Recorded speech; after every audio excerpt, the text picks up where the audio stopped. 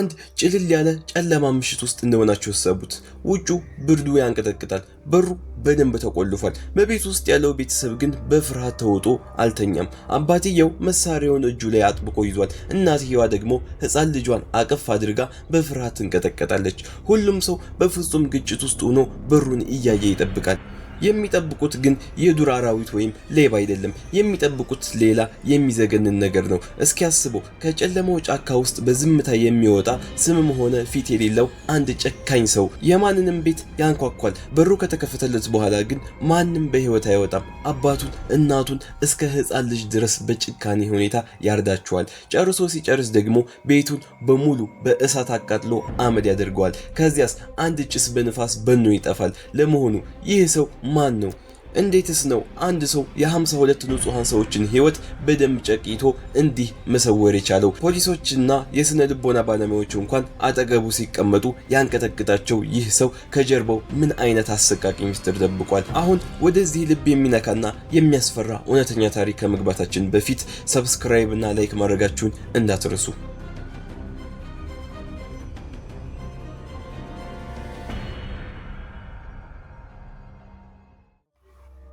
ይህንን አሰቃቂ ሰው ዓለም በኋላ ላይ የሚያውቀው በቅጽል ስሙ ነው፣ ዘ ተርሚኔተር ወይም አጥፊው። እውነተኛ ስሙ ግን አናቶሊ ይባላል። ይህ ሰው በ1959 በዩክሬን ውስጥ በሚገኝ አንድ ትንሽ ገጠር ላይ ተወለደ።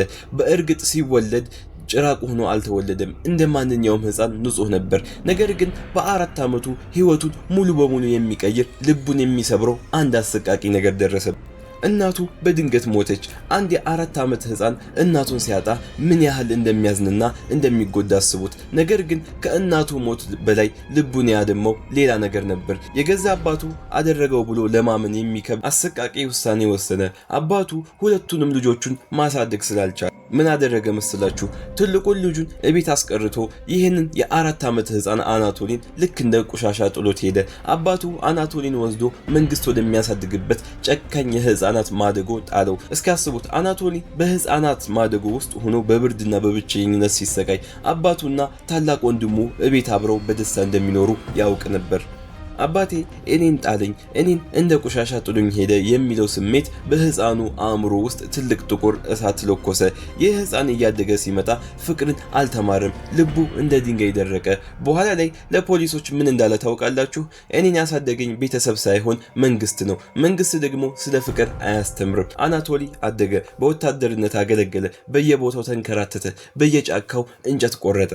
ሰዎች ሲያዩት በጣም ዝምተኛ እና ምስኪን ይመስል ነበር። ማንም ሰው እሱን አይቶ ይህ ሰው ወደፊት 52 ሰዎችን የሚያርድ ጭራቅ ይሆናል ብሎ በህልሙ እንኳን አያስቡም ነበር። ነገር ግን ከዚህ ዝምተኝነት አዛኝ ከሚመስለው ፊት ጀርባ በሰው ልጅ ላይ የተሞላ ትልቅ ጥላቻ ይፈላ ነበር። ለመሆኑ ይህ ዝምተኛ ወጣት እንዴት ነው ወደ ጨካኝ ገዳይነት የተቀየረው? ነገሩ የተጀመረው በ1989 ነው። አናቶሊ ሰርጌ ከተባለ ሌላ ሰው ጋር ተገናኘ። መጀመሪያ ላይ ዓላማቸው ገንዘብ መስረቅ ብቻ ነበር። በሌሊት መንገድ ዳር መኪናቸውን አቁመው የተኙ አሽከርካሪዎችን ይፈልጋሉ። ሰዎች ተኝተው እያለ ያለምንም ርህራሄ በጥይት ይገድላቸዋል። ከዚያም ሬሳቸውን ወደ ጫካ ጥለው መኪናውን በእሳት ያቃጥሉታል። በጥቂት ወራት ውስጥ 9 ንጹሃን ሰዎችን ገደሉ። ነገር ግን በዚህ ጊዜ በአናቶሊ አእምሮ ውስጥ እንደ አንድ የሚያስፈራ ነገር ተፈጠረ። የሰዎችን ህይወት ሲያጠፋ ምንም አይነት የጥፋተኝነት ስሜት አልተሰማውም። በተቃራኒው የሰዎችን ህይወት በእጁ ማድረግ እንደ አምላክ የመሆን ያህል ደስ የሚል ስሜት ሰጠው። ቀደም ሲል ያገለገለውና የጣሊያን ህብረተሰቡ ላይ የመወሰን ስልጣን እንዳገኘ ተሰማው። ከዚያም አናቶሊ ወደ አውሮፓ ሄደ። በጀርመንና በሌሎች ሀገራት ስርቆት ታስሮ ከተፈታ በኋላ በ1995 ወደ ዩክሬን ተመለሰ። አሁን ግን ሙሉ በሙሉ ተቀይሯል። አሁን ገንዘብ አያስፈልገውም፣ ጓደኛም አያስፈልገውም። አሁን የሚያስፈልገው አንድ ነገር ብቻ ነው፣ እሱም መግደል። አናቶሊ ጥይቱ በቅርብ ርቀት አጥንት የሚሰብርበት አደን መሳሪያ ገዛ። ከዚያም ብቻውን አሰቃቂውን አደንን ጀመረ። ይህ ጭራቅ ቤቶቹን የሚመርጥበት መንገድ በጣም የሚያስፈራ ነበር። በጫካ ውስጥ ወይም በባቡር ጣቢያ አቅራቢያ የሚገኝ ገለልተኛ ቤቶችን ይለያል። በሌሊት በዝምታ ይመታቸዋል። በሌሊት በዝምታ ይመጣል። መጀመሪያ የቤት ስልክ ሽቦዎችን ይቆርጣል። የጠበቃ ውሻዎችን ይገድላል። ከዚያም የቤቱን መስኮት በትንሽ ድንጋይ ይመታል። የቤቱ አባት ምን ተፈጠረ ብሎ መስኮት ሲከፍት ወይም ሲወጣ አባትየውን ወዲያውኑ ይደፈዋል። ወደ ቤት ዘልቆ በመግባት እናቶችን ያርዳል። የበለጠ የሚያስፈራው ግን በህፃናት አልጋ ላይ ያሉትን ትንንሽ ህፃናት እንኳ አይምርም ነበር። ለህፃናት ጥይት ማባከን ስለማያስፈልግ በቢላዋ በምሳር ይጨርሳቸዋል ብሎ ነው የሚያስበው። አስቡት፣ የቤቱን አባላት በሙሉ ከጨረሰ በኋላ አናቶሊ አርፎ ምንም እንዳልተፈጠረ እንደ ማንኛውም ሰዎች እራት ይበላል። ከዚያም ሬሳቸውን ቤቱ ላይ ጋዝ አርከፍክፎ እሳት ይለኩሳል። ይህ እሳት ለእሱ ማስታወቂያ ነበር። ይህንን ቤት ጨርሻለሁ፣ ወደ ቀጣዩ መንደር እየመጣሁ ነው የሚል መልእክት። በየሳምንቱ አዳዲስ ቤቶች ሲቃጠሉ ህዝቡ በፍርሃት አበደ። ትምህርት ቤቶች ተዘጉ። ሰዎች ስራ መሄድ አቆሙ። እስኪሰቡት ትምህርት ቤት እስኪዘጋ ድረስ ማለት ነው። ማታ ማታ ማንም አይተኛም። በየቤቱ አንድ ሰው መሳሪያ ይዞ በሩ ላይ ተወጥሮ ያድራል። የንፋስ ድምጽ ሲሰማ ወይም የድመት ድምጽ ሲሰማ ሁሉም በፍርሃት ይንቀጠቀጣል። ፖሊሶች ጭራቁን መያዝ አቃታቸው። በተስፋ መቁረጥ ውስጥ ሆነው አንድ የ26 ዓመት ንጹህ ወጣት ላይ ጥርጣሬ ወድቀው ያዙት። ለ3 ቀናት ያህል በኤሌክትሪክ በእሳትና በድብደባ ያሰቃዩት ጀመር። ያ ምስኪን ወጣት ያላደረገውን ጥፋት አልሰራሁም በማለቱ ድብደባው ቀጠለ። በመጨረሻም በፖሊስ ድብደባ ህይወቱ አለፈች። ነገር ግን እውነተኛው ጭራቅ ገና አልተያዘም ነበር። ፖሊሶች ንጹህ ሰው ደብድበው በገደሉ ማግስት አናቶሊ ሌላ ባለ 4 አባል ቤተሰቦችን በሙሉ ጨረሰ። ሀገሪቱ በሙሉ በድንጋጤና በንዴት ተናወጠች። ይህ ጭራቅ እስከ መቼ ነው ሀገሪቱን የሚያንቀጠቅጣት? ፖሊሶች እንዴት ነው በመጨረሻ እጁን ያገኙት? አናቶሊ የተያዘበት ያ ያልተጠበቀ አጋጣሚ እንዴት ነበረ? አናቶሊ ከ40 በላይ ንጹሃን ሰዎችን ከገደለ በኋላ በራሱ መተማመኑ ጣሪያ ነካ። ፖሊሶች በጭራሽ ሊይዙኝ አይችሉም ብሎ አሰበ። ይህ ትዕቢቱ ግን ትልቅ ስህተት እንዲሰራ አደረገው። በ1996 አፕሪል ወር ላይ አናቶሊ ጥንቃቄ ማድረጉን አቆመ። ከገደላቸው ሰዎች ቤት የሰረቃቸውን እቃዎችና ገዳይ መሳሪያዎችን በኖረበት ቤት ውስጥ በግልጽ ማስቀመጥ ጀመረ። በአንድ አጋጣሚ ኤጎር የተባለ ዘመዱ የዚህን ሰው ሚስጥራዊ ሳጥን ከፈተ። በሳጥን ውስጥ ያየው ነገር ግን በጭራሽ ሊታመን የማይችል ነበር። በዜና ላይ ሀገሪቱን እያንቀጠቀጠ ያለው ያ የተቆረጠ ገዳይ መሳሪያና የሞቱት ንጹሃን ሰዎች የግል እቃዎች እዚያም ውስጥ ተደርድረዋል። ዘመዱ በፍርሃት እየተንቀጠቀጠ ከቤት ወጥቶ ወዲያውኑ ለፖሊስ ደወለ። በዚያች ዕለት በደርዘን የሚቆጠሩ የታጠቁ ፖሊሶች የነበረበትን ህንጻ ከበቡት። ፖሊሶች አሰቃቂ ውጊያ ጠብቀው ነበር። ምክንያቱም ከ50 በላይ ሰዎችን በጭካኔ ሁኔታ የገደለ ጭራቅ በነፃ እጁን አይሰጥም ብለው ስላሰቡ ነው። በሩን በርግደው ሲገቡ ግን ያዩት ነገር ሁላቸውንም ማስደነገጠ። አናቶሊ ሶፋ ላይ እንደተቀመጠ በፍጹም መረጋጋት ቁጭ ብሏል። መሳሪያውን አልመዘዘም፣ ለማምለጥም አልሞከረም። በሞቱና ምንም ስሜት በሌላቸው አይኖቹ ፖሊሶቹን እያየ እጁን በቀስታ ዘረጋላቸው። ከዚያም በብርድ ድምጽ እንዲህ አላቸው፣ የምትፈልጉት ሰው እኔ ነኝ፣ እሰሩኝ። ፖሊሶቹ ቤቱን ሲፈትሹ ከሞቱት ቤተሰቦች የተወሰደ የህፃናት ልብሶች፣ ርካሽ ሰዓቶችና የኩሽና እቃዎችን ጨምሮ 122 የተሰረቁ እቃዎችን አገኙ። ነገር ግን ትልቁና የሚያስፈራው ሚስጥር የመጣው በምርመራ ወቅት ነው። ፖሊሶችና የስነ ልቦና ባለሙያዎች አናቶሊን ለማስመርመር ሲቀመጡ አብዶ ያገኙታል ብለው ጠብቀው ነበር። ያገኙት ግን ምንም አይነት ስሜት የሌለው ባዶ ሰው ነበር። ስለገደላቸው ህፃናትና እናቶች አሰቃቂ አራራድ ሲጠይቅ ስሜቱ ትንሽ እንኳን አልተቀየረም። ልክ ሱፐርማርኬት ሄዶ አትክልት እንደገዛ ሰው በፍጹም መረጋጋት እያንዳንዱን ዝርዝር ይናገር ነበር። ፖሊሶች የታሪኩን ዝርዝር ሲሳሳቱ እንኳን እሱ እየታገሰ ያርማቸው ነበር።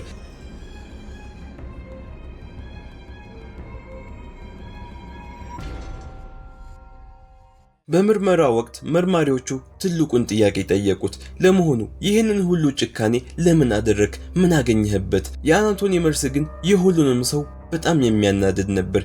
ምንም አይነት የጥፋተኝነት ስሜት ሳይታይበት በፈገግታ እንዲህ አለ፣ እኔ ልክ እንደ ሮቦት ነኝ። ከላይ ባዕድ ኃይሎችና ድምጾች ትዕዛዝ ይሰጡኛል። ሄድና ግደል ሲሉኝ እሄዳለሁኝ፣ እገድላለሁ። አሁንም ቢሆን በነፃ ብትለቁኝ ወዲያውኑ መግደል እጀምራለሁ። መርማሪዎቹ ለመሆኑ የእነዚያን ትንንሽ ህፃናት አይን እያየህ ስታርዳቸው ምንም አልተሰማህም ብለው ሲጠይቁት እሱ ግን እንደዚህ አለ፣ ለእኔ ሰዎችን መግደል ልክ እንደ ትልን እንደ መርገጥ ነው። ትል ስለረገጥክ ታዝናለህ? አታዝንም፣ ምክንያቱም እሱ ዝም ብሎ ትል ነው። ነገር ግን የስነ ልቦና ባለሙያዎች በደንብ ሲመረምሩት እውነቱ ወጣ።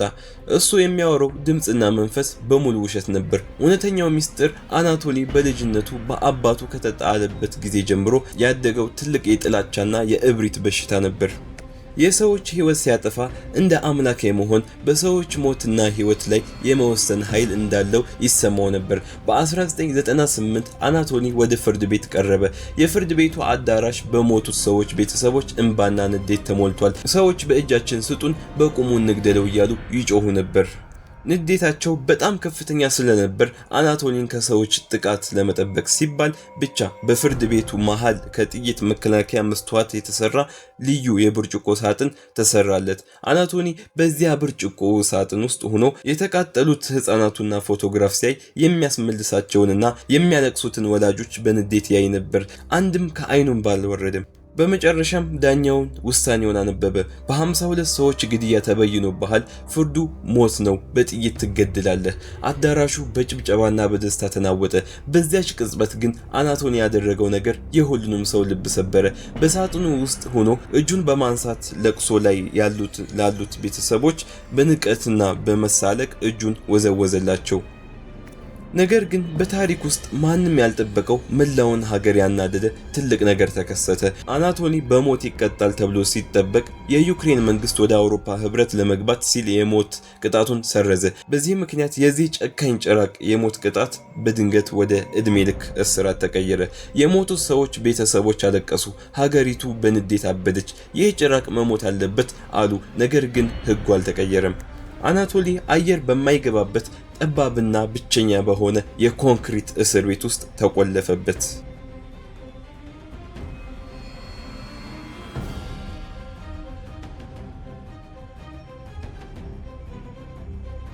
አናቶሊ ለ14 ዓመታት ያህል በዚያች ጠባብና ጨለማ የኮንክሪት ክፍል ውስጥ ብቻውን ተዘጋበት። አንድም ሰው ሊጠይቀው አልመጣም። በልጅነቱ ጥሎት የሄደው አባቱ፣ ታላቅ ወንድሙ ማንም አላስታወሰውም። እስኪያስቡት በልጅነቱ አባት አጥቶ በህፃናት ማደጎ የተቀበላቸው ሀገሩ በመጨረሻም እሱን ጠባቂ ሆና አረፈች። በእስር ቤት ውስጥ እያለ ከጋዜጠኞች ጋር በነበረው ጥቂት ቃለ መጠየቅ አሁንም ያው ደረቅና ጨካኝ ሰው ነበር። አንድም ቀን አልተዘዘተም። አንድም ቀን ስለሞቱት ህፃናት አላለቀሰም። እስከ መጨረሻው ሰዓት ድረስ እኔ ልዩ ፍጡር ነኝ እያለ ይፎክር ነበር። ነገር ግን ፈጣሪ ያዘዘው ነገር አልቀረም። ሰዎች በንዴት ሊገድሉት ፈልገው ነበር። የሞት ቅጣትም አልተፈጸመበትም። በ2013 በ54 ዓመቱ በዚያች ጨለማ ክፍል ውስጥ የልብ ህመም አጋጥሞት በብቸኝነት በውርደት ህይወቱ አለፈች። ሲሞት ማንም አላለቀሰለትም። መንግስት ሬሳውን በሚስጥር ወስዶ ማንም የማያውቀው ቦታ ላይ ቀበረው። መቃብሩ እስከ ዛሬ ድረስ ሚስጥር ነው። ምክንያቱም እሱን የሚመስሉ ጨካኞች መቃብሩን እንዳያመልኩትና ወይም እንዳያከብሩት ሲባል ነው። አናቶሊ በዚህ ምድር ላይ የ52 ንጹሃን ሰዎችን ህይወት፣ የህፃናትን ህልም እና የብዙ ቤተሰቦችን ደስታ አመድ አድርጎ ጠፋ። ነገር ግን የጣለው አሰቃቂ ጠባሳ እስከ ዛሬ ድረስ አልተማርም። አሁንም የእናንተን አስተያየት ፈልጋለሁኝ።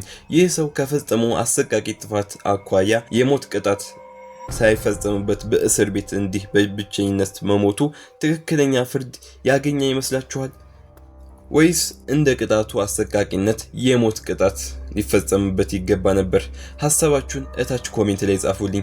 ቪዲዮን ከተመቻችሁ ደግሞ ላይክ ማድረጋችሁንና ቻናሉን ሰብስክራይብ ማድረጋችሁን አትርሱ። በቀጣይ በሌላ አስደናቂና ልብ የሚነካ ታሪክ እስክንገናኝ ሰላም ቆዩልን። ቻው።